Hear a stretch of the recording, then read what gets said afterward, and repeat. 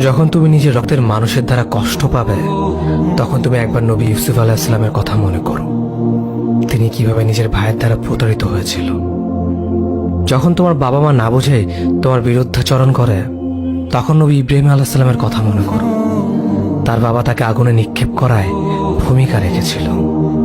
যখন তুমি সমস্যা থেকে পরিত্রাণের জন্য কোনো পথ পাবে না, তখন ইউনুস আলাইহিস সালামের কথা ভেবো।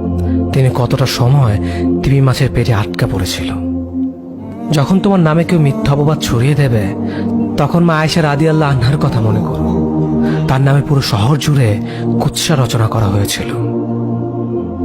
যখন তুমি অসুস্থ ব্যথার যন্ত্রণায় কাঁদতে থাকো, তখন নবী আইয়ুব আলাইহিস সালামের কথা ভেবো। তিনি ভয়ঙ্কর এক ভাইরাসজনিত রোগে আক্রান্ত হয়ে তোমার থেকে বেশি কষ্ট পেয়েছিল। যখন তুমি দিনের কোনো বিধান নীতিতে যুক্তি খুঁজে পাও না, তখন নবী নূহ আলাইহিস সালামের কথা ভেবো। তিনি কোনো প্রশ্ন ছাড়াই মরুভূমিতে নৌকা তৈরি করেছিল।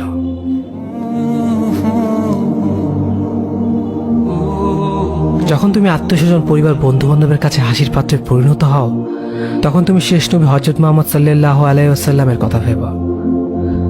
রাসূল সাল্লাল্লাহু আলাইহি ওয়াসাল্লাম বলেছিলেন, সবচেয়ে বড় পরীক্ষা দিয়ে সবথেকে বড় পুরস্কার আসে। যখন আল্লাহ কাউকে ভালোবাসেন, তখন তাকে পরীক্ষা করেন, এবং যে এই পরীক্ষাগুলো মেনে নেয়, সে আল্লাহর সন্তুষ্টি অর্জন করে। আর যে অভিযোগ করে, সে তার ক্রোধের পাত্র হয়।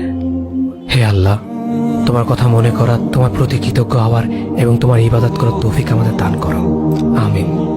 যেভাবে তুমি সন্তুষ্ট হও, সেভাবেই আমাদের পরিচালিত করো।